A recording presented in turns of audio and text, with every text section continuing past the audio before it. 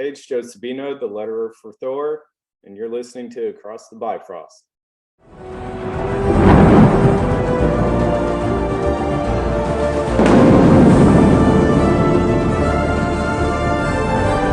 Whosoever holds this hammer, if he be worthy, shall possess the power of Thor.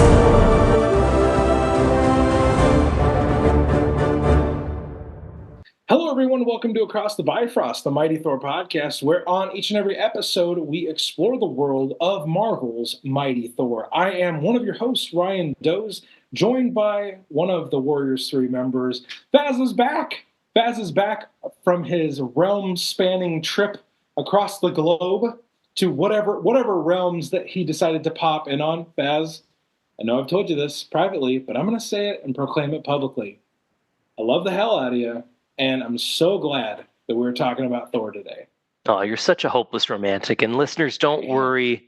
Will, unfortunately, isn't here because now that I'm back, we threw him back into the mythical box that has Oblivion or whoever's in charge of these things. I don't really understand the god stuff from Hickman, but he's going to come back learning new mysteries and having new powers. And perhaps I'll have to throw Mjolnir at him to turn him back into a regular guy. We'll have to see how it goes. Man, I don't know if the In-Betweener would know what to do with Will Rose. I think that the In-Betweener would become a good guy if he's not already. I'm still unclear on how the gods are. Yeah. How does the In-Betweener work? I have no idea. He's somewhere in between good and bad. I'll tell you that much. Luckily in this issue, that is not a question we have to figure out. Yeah. But Baz, man, just real quick, because it's been a hot minute since we've reviewed an issue of Thor together. What have you thought of the last few issues of Thor leading up to 12? I think the last issue you and I did was Roxxon Presents Thor. Really? Oh man, let me see which ones. Let me pull up the list and give you Baz's quick thoughts as we go. All right, Faz's quick thoughts. 10. It's Faz's fast thoughts. Faz's fast thoughts. I love it. Okay, so. When was Roxxon Thor? That's after Enchantress ripping the thing, but before the 9. Okay, so 10. I liked 10. That's the Magna one, right? Yeah. Cool end to it. Kind of cool how they were like messing with him on Earth and how it really made it so he had to kind of get out of there for a long time. It ends in a double homicide. We said with Alex and Will. Yeah, ends in a double homicide, which I love. I didn't love the art as much as some of the other ones. One thing I'll say. Okay. Every artist who's filled in has been excellent. The only thing I don't like is how it's changing so frequently that it's hard to kind of get a general, like, the art is very good. It's so different from the one that was right before it and so different than what came after it to the point that I don't feel like a consistency to it. So I'm so excited for Jan Bazaldua to become our person because everybody is filled in admirably. Everybody's done a great job. I want it to be the same person for 6 or 7 comics in a row again. And let's be honest. I mean, we've made no if ands or buts about it. Like we are unabashed, shameless. Oh yeah, we are Martin Coccolo stands. Yes. So I mean, literally, Martin being on that upcoming X book is going to get me to like month by month read an X-Men related title. Yeah. I never thought that would happen. No. So, but like Valentina Pinti, who did this issue as well, and Ibram Roberson, who's one of our favorite fill-in guys. Oh, very good. Yeah. I feel like throughout the course of our podcast, like he did the annual last year. Yeah, which was sick. Yeah. That was great. Like him doing MODOK was fantastic. I love that. But Ibram did the Gaia issue. Yeah, and which worked really well. Like his style of body horror worked really well for how Gaia looked. Grim. Yeah, like in general, it's been the right artist each time. Like Magno, if Roxxon Thor was glossy and fake and cheap looking by design, Magno's the exact opposite of that. It's much more rugged and like Roxxon Thor looks like a supermodel. And then you see him in the Magna one, and he looks kind of just like a bully, right? Like stuff like that works really well to contrast real life versus the fun Roxxon fake comic. But yeah, I think that one was really good. 11 was also very good, if a little wordy, which is good. As the longtime listeners will know, I like when we get Norse. I like when we get confusing and complicated. And I like when the solutions aren't just Thor hit the thing really, really hard and now he wins. Right. So I liked that. And the idea of bringing all of the Odin spawn together is very fun. So I do like that that this is a story. The family reunion aspect of it was. I wish it would run longer. It's sort of the same as the Thor core, where like it'd be cool to get a whole 8-issue run about them. It'd be cool to get an 8-issue run where you're following all of the children of Odin, but at the same time, like Al said in the letters section, which came back in this one, it's a Thor book. We're here for Thor. So like it makes sense. I also think like the previous Skald of Asgard rhyming is fucking hilarious. The fact that like he's saying his long-winded rhyme stuff and Loki's just like, Jesus Christ, this guy won't shut the hell up. Doesn't he know that you can just say the same thing in 3 words that don't rhyme? What is happening? Oh, so good. Yeah. I could have said that in less words, and Broggy's like, wow, but you didn't. Yeah. So yeah, like we've been on a pretty good run here. I feel like, the Immortal Thor volume, Al Ewing's Immortal Thor, started off super strong. Yep. And we've gotten to that point where Will Rose points this out with any new like relaunch of a number 1. That first 5 to 6 issues is usually pretty tight, pretty strong. But then your comic starts to get pulled in all these different directions, whether it's with events or if you can't, keep the artist on the book. And we honestly, Immortal Thor has fallen prey to all of those things because we got pulled into the God story, and now with like the Thor annual that's going to come out in a few weeks, we're getting pulled into the Infinity Watch story that's coming out over the summer. Yeah. And then our upcoming Hercules issues are getting pulled into an X-Men story. Like there's a lot of different things that are going to be kind of vying for Thor's attention. And we haven't even mentioned here on the main feed, like the Blood Hunt events is still going. Yeah, but thankfully, and this is something that I really appreciate about this, they're not sidetracking Al's entire story to do this. By virtue of my reread of everything, I learned that the reason why JMS left his progress is because they forced siege on him in the middle of it. And he was like, I'm not ready for that. That's not the part of the story I want. And they said, too bad, we're doing it. And then he was like, well, screw you guys, I'm leaving, right? I'm glad that they were like, Al, Thor can be doing vampire shit, but he's also like literally couldn't be further apart doing other stuff. Who cares, right? It's nice that they kept that, yeah. It's like, does Miles Morales have to, does he have to explain why he's in Blood Hunt? Yes. Does Doctor Strange? Yes. Does Moon Knight? Yes. Does Thor? Hell no. Yeah, like Thor's busy doing Thor stuff. Who gives a shit? He's doing Thor things. Thor stuff. Which also, we talked about this with Eric Teskey on the Patreon episode of, is Blood Hunt the bloodiest event in Marvel history? So if you want to check that out, go to our Patreon and that'll be there waiting for you. But we talked about this a little bit, how if you take Scarlet Witch and Thor off the table in issue 1, that's how you ensure that you actually have an event worth reading. Yeah, otherwise they're too strong. They're too strong. And like Thor is All-Father. So like All-Father magic, hey, I run a Thor podcast, Faz, and I don't have a clue how All-Father magic works. How, what it can do, what it can't do. Thor actually says in this issue some things that he even thinks All-Father magic can't do. But who knows? Like, All-Father magic is kind of that MacGuffin where it's just like, what is it? What do we need it to do? Well, hey, and it does that now. Reading the 80s and 90s Thor books, it's literally like, yeah, fuck it. Mjolnir needs to do anti-power. Yeah, sure, anti-power, whatever. That's what it has now.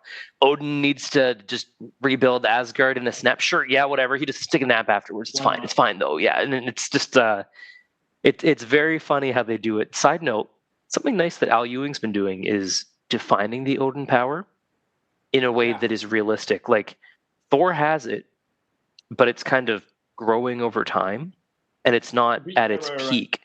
So you can't do what Odin did because Odin was around for millions of years in the continuity now, right? And he'd built it up all the way up with lots of Odin sleeps and so on and so forth. Thor's still learning. He burns way too much of it on stuff that shouldn't take that much. He's got to sleep sometimes. He's just at the beginning. Yeah, a la Tyrannos' arc, he's just getting a feel for it now. And that's okay. It's similar to, they did that in Jurgens as well, where he every day felt it get a little stronger inside of him and it helped him become more and more powerful. But it's cool to kind of define it so that we know a bit about how it works. Because it's always going to be, it'll do whatever your heart desires, my love, but only so much as that you can handle in a certain circumstance, you know? So yeah, so far with Immortal Thor, we've had some ups, we've had some downs, but I think now as we go into past this issue, which by the way, listeners, we are getting to number 12. We're gonna talk about it. We're gonna break it down, all that stuff. Ryan's favorite character of all time's in it. I know, right? I called it. Everybody hold your applause, but I was right. Almost as if Alex Ross gave us the cover and we could see who it was 6 months in advance. Well, let's not talk so specifically about that part. Let's just remember the part where Ryan was right about who the big mystery character was. Yeah, the one who looks just like the guy that he is the guy that he is. Again, I really don't fixate so much on that part. More the Ryan was correct. Okay, I understand. Yeah. We are getting a character coming up though that Ryan is also very excited about. Once we get past number 12, we are headed into Prince of Power, Hercules. Yes, Ryan's true favorite character. You know what? This podcast has just been a 3-year experiment on, can I really get Hercules off the ground? I'm excited. I'm excited for that. But let's dig into Immortal Thor number 12, entitled "The End of All Songs." Written by, of course, the Al father, Al Ewing. Penciled and inked by Valentina Pinti.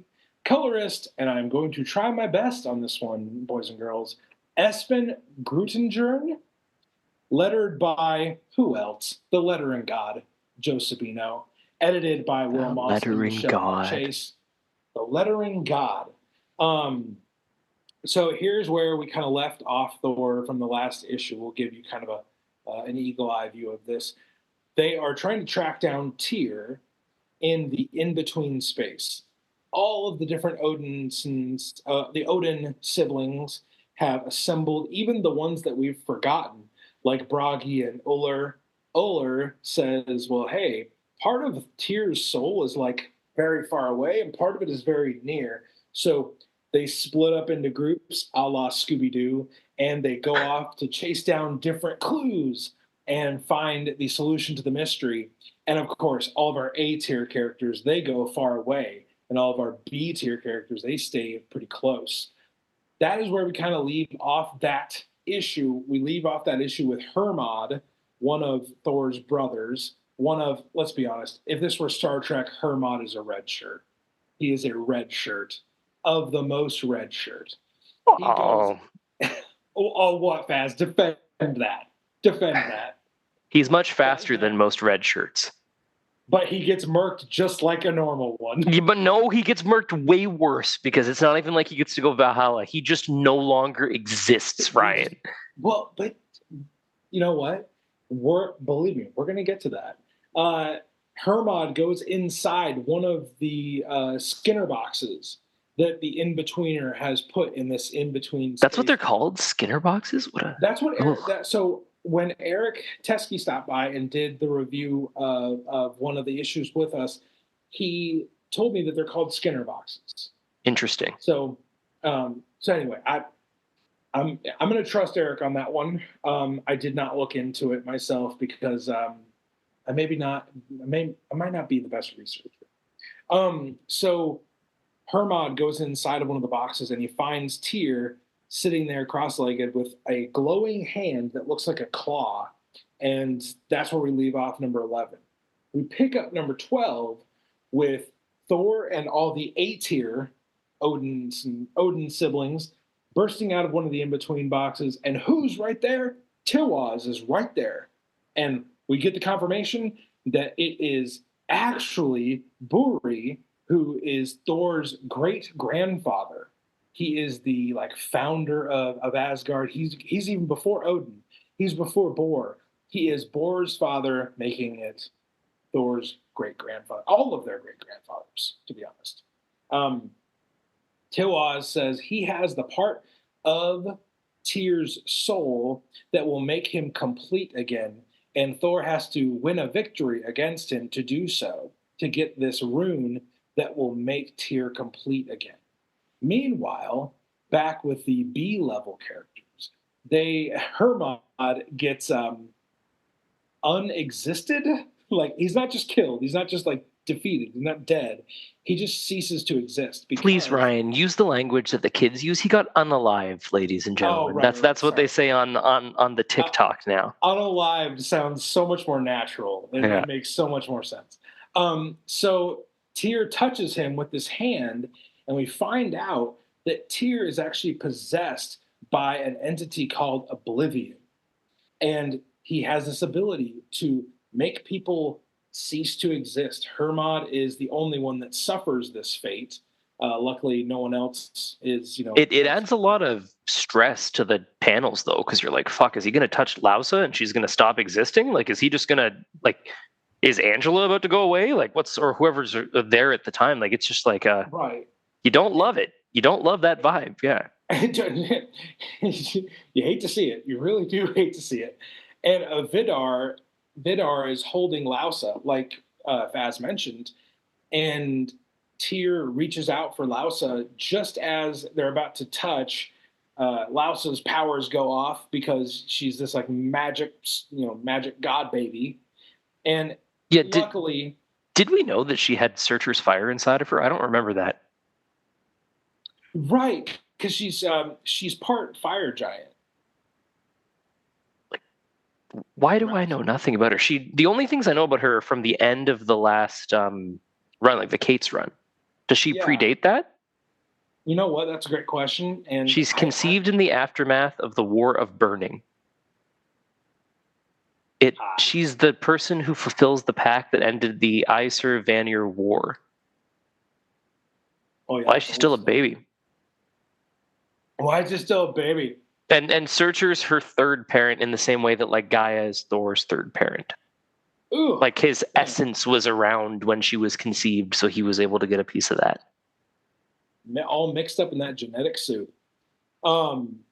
So this all comes back around to Thor winning the rune from Tiwaz. He tries to fight him, and like, come on, Thor. Back in the Simonson run, fighting Tiwaz did not go well. Okay. Wrestling Tiwaz in the Simonson run. They were wrestlers. Wrestling. Right. That's a very different sport than Mjolniring. Yeah. Mjolniring and trying to beat your great grandfather with a hammer. Yeah, well, all you know is he's a kind stranger, right, guy? He's not certain, you know. True. Yeah, it's very true. Thor says that to himself. He's like, well, hold on. If I can't beat him like physically, can I outthink him? Can I like trick him? Because Tiwaz drops this little line about also being the great grandfather of Loki and knowing how to trick. So Thor comes up with, I'm not going to say a super clever trick, but he says, what's red? Oh gosh, where is it? Oh, it's so good. His Oh, Faz, I'm losing my mind. What is red and big and red and eats rocks? I think is what he says. Big and red and eats rocks. Yes. And Tiwaz goes through a few different like viable options, and then Thor just like drops like, no, just a big red rock eater. I feel like that shouldn't have worked. Look, so the ending makes it very clear that Buri originally told the story to Bor, who originally told the story to Odin, who originally told the story to Thor. So it's really a wisdom of the Allfather moment to show that Thor is learning from the past. Okay. And Buri's looking at it and winking like, oh, okay, this guy gets it. This great grandson of mine, this guy fucks is what he's thinking right now. This guy fucks. I, for one, really appreciate that Al took, because Simonson did this and hinted that he was the first Asgardian. Right. And then for like 20 years after that, it got messy and weird stuff happened. And he came back as like, is he Buri? Is he Tiwaz? Are they the same person? What's going on? And Al has two options here. He can get very complicated as someone like Al can do and make it make sense if you think about it. Or he can go, yeah, no, that was all me. People just got the names confused. And that's what he does. For like 2 panels, he just goes like, yeah, no, that's me. That's happy to clear that up for everybody. I appreciate that. That's very nice. Like, clear up the canon in a way that everybody kind of assumed for 20 years, was never actually written down, and now we know. It doesn't have to be overwrought. Like, nope. There are times for complication. This was not one of them. No. So good. You know what? Coach Al Ewing, good play call. Good play call. Appreciate that. It's almost like he's one of the best writers that we have living today. It's almost like that, Mr. Ewing. That is what I had started to assume. So then Thor takes the rune back to the other group, and they have this face-off with Tyr, who is struck with the rune, and then something that is referred to as the Serpent of the End escapes out of him, and Oblivion does no longer possess him. So Tyr is free of this possession, and all the siblings are standing around. Thor says, hey, Bragi, if you want to come back and hang out with us, that's awesome. Go ahead. And there's some sniping back and forth between Loki and Bragi, which we'll get back to Loki, Faz. We need to talk about that little line that is dropped about Loki and why that probably is going to be a bad thing. But then Thor says to Ullr that, hey, you're my oldest brother. We're actually closer than, all the rest of us. You can have your hall back. And he says, it's just so crazy that you would want someone like me so close to you, because he is called the God of Doom. Yeah. So like we read, the last episode was even called the last issue was called the God of Doom. So Ullr says, he's saying like, hey, it's just crazy that you want me around. And Thor says, if there are things I should know, I would have you tell me them. Ullr says, then tell them I shall, for as surely as I am thy mother's child, thy end is coming, Thor, and it comes soon. And we see a panel of Thor laid out all bloody with Tormod and Mjolnir in his hands. There's a bunch of Skinner boxes around him, and Ullr is in the foreground. And then we see the end of all songs. And it's the same look as he had in the final panel of the first book that Martine and Al was teasing for us, where he's capeless, he's wearing the belt. I don't know if the belt is going to be one of his Loki referenced that Thor needs to create. I think it was at 3 trials for 3 magic weapons that'll help him on the way. I wonder if the belt is one of the weapons, or if this is just earlier in the story than him having whatever these 3 things are going to be. But that man looks dead. That man looks dead. That man looks super mega ultra giga dead. And I wonder if Scourge is going to jump in the way and save him like he does on occasion. It's an option. Faz theory. Why would Odin bring him back? Just to cause drama. We still have the Enchantress stuff. Yeah, she's still doing stuff. Scourge is still around doing Scourge stuff. This stuff to go back to. We have Tyrannos to go back to. Yeah, Big Loki, or whatever he calls it, like he who shall not be named, or whatever, Lord Voldemort, whatever he's calling himself now. Yeah. The Dark One, yeah. Yeah, no, that's what's gonna happen. Just wait. Al in episode in issue 18. So, Faz, there was another thing, real quick, before they leave Tiwaz. Tiwaz says to Loki, I know what you've done and what you will do. You I will see again. Yeah. Balder astutely says, what meant he by that?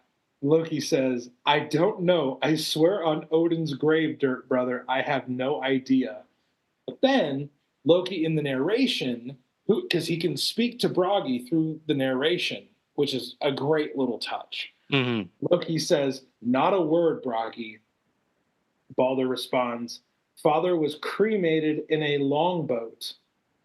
Allah, there would be no dirt. Which is hilarious. Yeah. And then Loki just says once again, not a word. So Loki's got stuff cooking. What does Loki have cooking? I just think they're doing the thing that they do where they're cooking, but for the right reasons. Like in the same way that we got Tormod, I think that we might get more Scald Loki when they had that other outfit and they were being a right asshole to our favorite Odinson. I think we might get a bit more of that. And I think proper dickhead. One of my favorite things about this is when Loki was like, yeah, maybe Bragi is the guy, whatever. Maybe he's the one who should be scalding. And he's like, not I. Reality no longer rhymes. It needs a trickster's tongue to sing it well. Which felt like a very, like, I don't know, like a leading line. I like it. Reality needs a trickster's tongue. I like that it's like, things suck now. It's not the 70s when everything made sense. It's not the 70s. Things no longer make sense, says the man in the Hawaiian t-shirt with the big beard who clearly has been on many hallucinogenics in his day. Right. It's not like that anymore. He's now like, this kid has to be the one to tell the story because they're the one tapped into the zeitgeist, Yeah. That Gen Z Loki is going to teach the way to the world because this old mushroom totem man can no longer sing it well. He reeks of body odor and shit. Yeah, this guy doesn't believe in deodorant because he doesn't trust Big Pharma. He needs to go away. It's time for a new trickster to be the one to tell the story. Yeah. Wow. I don't often presume for like a fan to be living rent free in a writer's brain, but I think Mr. Fazio just did that. Al Ewing will someday listen to this and be like, holy shit, he nailed it. No, this is where Al decides I'm never coming on this podcast. These guys don't get it.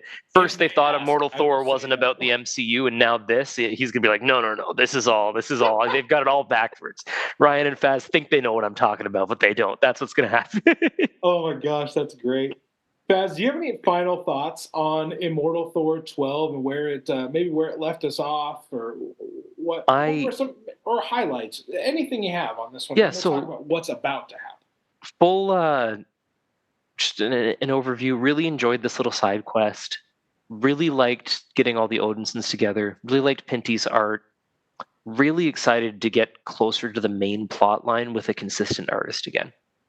Right. I have loved all of our little asides and dangles. Even the Roxxon stuff was cool, but not quite on the main quest. I am ready for more Elder God stuff. We've had a good amount of really cool other stories around. We got to build out the whole universe because if this is going to go 70 issues, then we need enough storylines to have been begun. Right. But I'm ready now for Jan to come into this and really kill it with this Hercules, and whatever comes after that arc. Right. And I am so excited to see what Al has planned. Wow. Yeah. No, I agree. I like interlude stories are sometimes frustrating because we feel like we've taken a pit stop. But I do think that this story did add a little bit. Yeah. No. Neither of these stories were really interludes like that, where it was like, it's not like. Listeners might remember when we talked about the Jason Aaron run, like we go through the crazy God Butcher run, then we get 6 fucking books about a Minotaur. And like, what are we doing here? We just went with the most menacing, like Thor just ended the world. Dagger's a treasure. Look, and we needed it because we needed the palate cleanser, right? It was only weird for me because I binged it. So it was like 18 crazy episodes of a TV show and then 6 random ones. Like over the course of, if I spent a year and a half with Gore, I would need that palate cleanse. I just spent like a weekend with Gore. Weekend at Gore's, so similarly here, like we need the stuff to move over, and it doesn't feel like that here. He wasn't doing we need a palate cleanse from the big Tornos story, and then we'll get back to the real stuff. It's like I'm going to build in story and depth as we go. I'm going to have different, like already in the solicitations for Thor 15, the Enchantress is mentioned again. So like they're going to keep coming back as we go. It's just setting the table very wide for a smorgasbord of stuff coming up. Hey, I feel like the Swedish chef would need to say it a little differently. You know what? I just came back from Greece and France. You're lucky I even said smorgasbord instead of something else. Smorgasbord. So, hey, well, let's talk about what's coming up, because there's a few different books coming up. We've got... I honestly, I just found out about this, and I feel like a bad Thor fan for saying that. But Thor Annual 2024 is coming up. Mm-hmm. It is on sale July 17th. Is it the Infinity Watch? Yes. Yeah. It's the solicitation real quick says, all Al Ewing writes the key chapter of the Infinity Watch event. Faced with the menace of Utgard and a prophecy of his own doom, the son of Odin sought out the legendary Power Stone to aid in his fight. Only two things were in his way. Firstly, the mighty champion of the universe, with strength to match Thor's own, was also questing for the stone. Secondly, the stone was now inside of a person, the Prince of Power. Ah, okay. I mean, I don't know much about the Infinity Watch event so far, but I'm going to be locking into that to understand how Thor and Hercules are involved. Yeah. I'm going to have to buy so many additional comics to make this make sense now. I read that and was like, it's like, this doesn't feel like something I can grab just book 4 for and understand what's going on. Yeah. But I mean, maybe, because it is an annual, right? So it might be 50 pages long, and it might explain enough that we don't need it, but then I'm going to want to because it sounds freaking cool. And I think the Infinity Watch stuff might involve Thanos. Yeah, I don't know about you guys. I'm a Thanos guy. I like Thanos. Thanos is cool. We'll definitely be covering that, and we'll also be covering the Immortal Thor number 13. Enter Hercules, the son of Zeus, sought Thor out, for Tyrannos' wheel had turned for the Olympians too, and two gods together might solve such a mystery. The trail took them to a wasteland of snow and ice, to terror and treachery, and to an old foe of Hercules at the height of her dread power. This is the story of the Immortal Thor and the Night Mother's vengeance. Yeah. Well, boy howdy, Faz. Am I ready for the Night Mother's vengeance? Yeah. Love me some Night Mother. Let's go. Night Mommy. Night Mommy. Oh my gosh. You can call Ryan the Night Daddy, am I right? Night Daddy. Hey, we're gonna close it down here. But just so you know, everybody, for the summer, we know we've been on and off for a few weeks. We have the next few weeks pretty planned out. I'm going to share that with Faz and with Will, and we're going to consolidate our forces. Maybe Faz, get all three of us on an episode.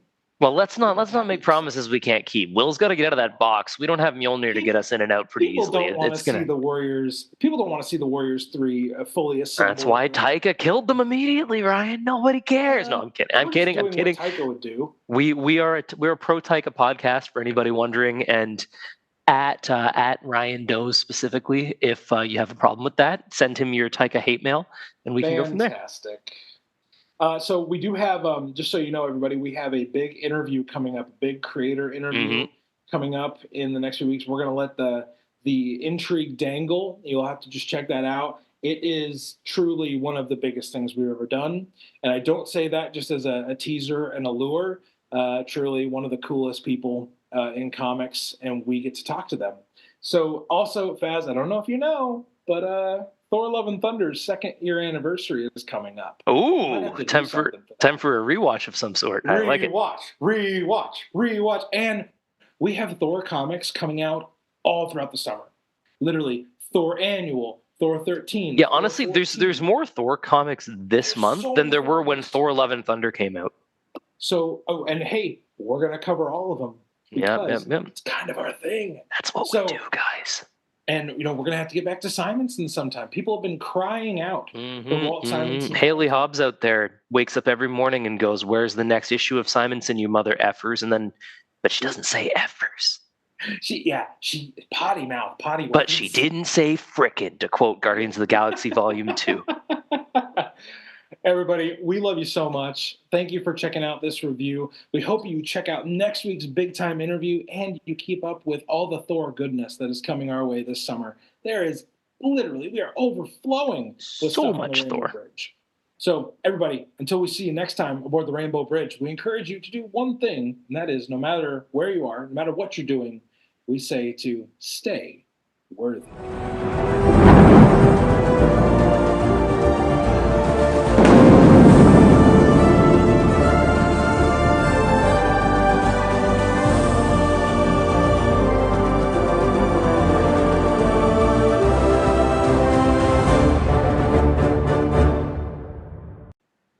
Da da da da da.